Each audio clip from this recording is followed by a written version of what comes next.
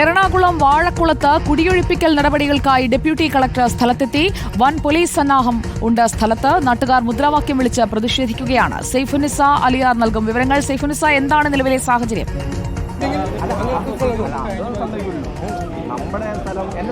സുജയ, ഇപ്പോഴും പ്രതിഷേധം തുടരുകയാണ്. വാഴക്കാളം നടക്കാവിലുള്ള അത്യാത്ത കോളനിയാണ് ഇപ്പോൾ ഒഴിപ്പിക്കാനുള്ള നടപടിക്രമങ്ങൾ നടത്തിയിരിക്കുന്നത്. ഇപ്പോൾ അഭിഭാഷക കമ്മീഷനും ഒപ്പം തന്നെ ഡെപ്യൂട്ടി കളക്ടറും ASPയും ഇതുമായി സംബന്ധിച്ച് സംസാരിച്ചുകൊണ്ടിരിക്കുകയാണ്. വൻ പോലീസ് സന്നാഹം സ്ഥലത്ത് എത്തിയിട്ടുണ്ട്.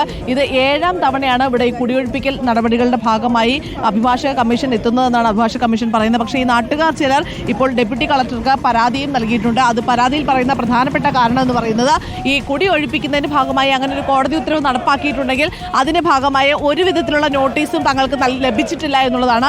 അങ്ങനെ ഒരു നോട്ടീസും ലഭിക്കാതെ ഇവിടുന്ന് കുടി ഒഴിപ്പിക്കാൻ കഴിയില്ല. അതല്ല, മറ്റൊരു പുനരധിവാസ കേന്ദ്രം ഉറപ്പ് നൽകാതെ, അതല്ലെങ്കിൽ ജീവിക്കാൻ ഇനി അങ്ങോട്ട് മുന്നോട്ട് പോകാനുള്ളൊരു ജീവിത ഉപാധി കണ്ടെത്തി നൽകാതെ ഇവിടെ നിന്ന് മുന്നോട്ട് ഇറങ്ങാൻ തയ്യാറല്ല എന്നാണ് ഈ നാട്ടുകാർ പറയുന്നത്. 8 കുടുംബങ്ങളാണ് ഇവിടെ താമസിക്കുന്നത്. ഇതിൽ 7ഉം പട്ടികജാതി വിഭാഗത്തിലുള്ളവർ ആണ്.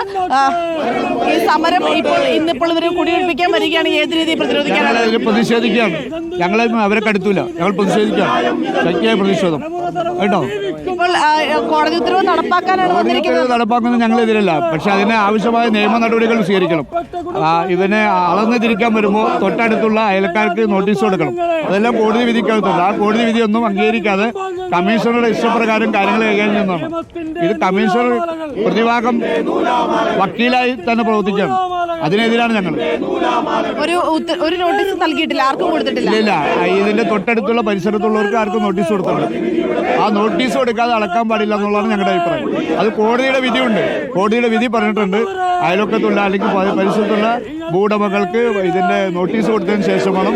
പെരിയാർ വാലി കനാലുണ്ട്, കനാല് പുറമ്പോക്കുണ്ട്, അതെല്ലാം അളന്ന് തിട്ടപ്പെടുത്തി അല്ലെങ്കിൽ ഉറപ്പുവരുത്തിയിട്ട് വേണം കുടിയിറക്കാൻ. അത് ചെയ്തിട്ടില്ല. അതാണ് ഈ പരിസരത്തുള്ള ആളുകൾക്കൊന്നും നോട്ടീസ് നൽകാതെയാണ് ഈ ഭൂമി സർവേ നടത്തുന്നത് എന്നുള്ളതാണ് ഇവർ ആരോപിക്കുന്നത്. ഒപ്പം തന്നെ കഴിഞ്ഞ തവണ PV ശ്രീനിജൻ MLA-യുടെ നേതൃത്വത്തിൽ ഇവിടെ പ്രതിഷേധ സമരം നടന്നിരുന്നു. അന്ന് അഭിഭാഷക കമ്മീഷൻ വന്നപ്പോൾ അഭിഭാഷക കമ്മീഷനെ നടപ്പിലാക്കിക്കൊണ്ടുള്ള ഉത്തരവ്, ഇത് കോടതി ഉത്തരവാണ്. ഇതിപ്പോഴേ ബഹുമാനപ്പെട്ട മുൻസിഫ് കോടതിയിലെ വിധി നടപ്പാക്കുന്നതുമായി ബന്ധപ്പെട്ട ഉത്തരവുണ്ട്. Issue notice to neighbouring authority.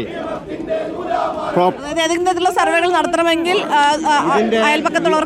Neighbouring അതോറിറ്റിക്ക് നോട്ടീസ് കൊടുത്തതിന് ശേഷം വേണം ഈ സർവേ നടത്താമെന്ന് മുൻസിഫ് കോടതി ഉത്തരവുണ്ട്. അത് ആർക്ക് നോട്ടീസ് കൊടുത്തിട്ടില്ല. രേഖാമൂലം പരാതി കൊടുത്തിട്ടുണ്ട് ഇവരെല്ലാം. ഇത് കോടതി ഡെപ്യൂട്ടി കളക്ടർ എന്താ പറയുന്നത്? ഡെപ്യൂട്ടി കളക്ടർ ഇപ്പോൾ അതുമായി സംസാരിക്കുകയാണ്.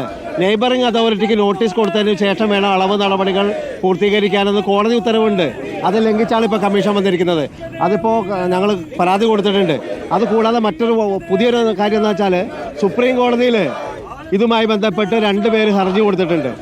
ആ ഹർജി ഈ ഫയൽ ആയിട്ടുണ്ട്. ഇതാണ് അതിൻ്റെ നമ്പർ. സുപ്രീം 8/2 ഫയലിൽ സ്വീകരിച്ചിട്ടുണ്ട് ഈ ഫയലിങ്. ഇനി ഫിസിക്കൽ ഫയലിംഗ് നടത്തി കോടതി ഉത്തരവ് വരെ നിർത്തിവെക്കണമെന്നാണ് ആവശ്യം. ഇപ്പൊ നിലവിൽ സുപ്രീം കോടതിയുടെ പരിഗണനയിലാണ്. നേരത്തെ ഹൈക്കോടതി ഉത്തരവാണ് ഉണ്ടായിരുന്നത്. ഈ സ്ഥലം കുടിയൊഴിപ്പിക്കുന്ന ഈ സ്ഥലത്തു നിന്ന് ആളുകളെ മാറ്റണം എന്നുള്ളത്. ഇതിനെതിരെ വാഴക്കുളത്ത് കുടിയൊഴിപ്പിക്കൽ നടപടികൾക്കായി ഡെപ്യൂട്ടി കളക്ടർ സ്ഥലത്തെത്തിയപ്പോഴുള്ള നാട്ടുകാരുടെ മുദ്രാവാക്യം വിളികളടക്കമാണ് നമ്മളിപ്പോൾ കണ്ടുകൊണ്ടിരിക്കുന്നത്. വലിയ പോലീസ് സന്നാഹവും ഈ പ്രതിഷേധം നേരിടാനായി എവിടെയുണ്ട്. സൈഫുന്നിസയാണ് വിശദാംശങ്ങൾ പങ്കുവച്ചത്.